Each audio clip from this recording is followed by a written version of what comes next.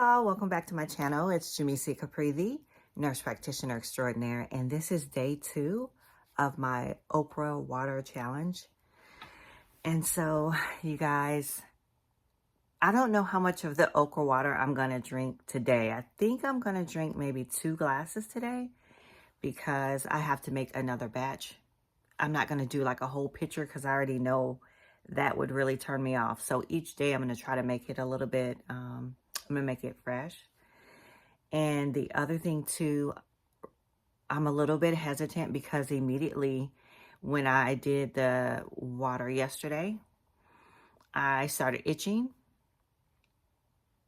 And I don't know if that was just my, I don't know, you know how you can make yourself feel like something's happening, but I don't know if it's that or not. But, you know, I started itching a little bit and then my mouth felt a little bit weird. So I'm gonna, I don't know, maybe that's just a normal reaction, but I'm only gonna drink 2 glasses today. Not because of the, that I feel like I may be having a little bit of a reaction, but because I am only making small batches. So I'm gonna do 2 today. And here's my okra water for today. I'm gonna drink it on camera with my okra water for this morning. This afternoon's, I'll record it, but I don't know that I'm going to be talking that much for this afternoon. Anyway, this is my morning one. It smells like grass.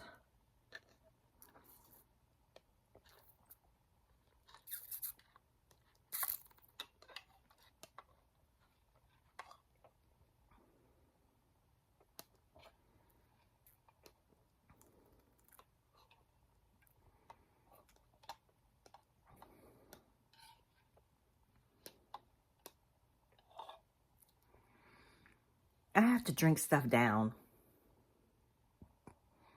because already in my mind, I'm like, I don't like this.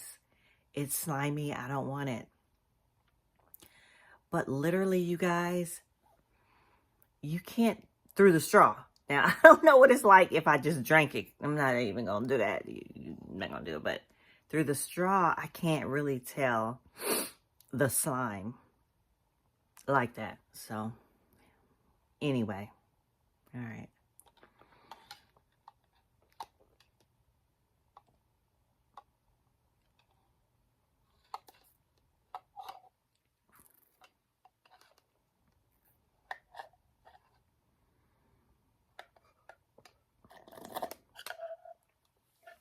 All right, I'm done.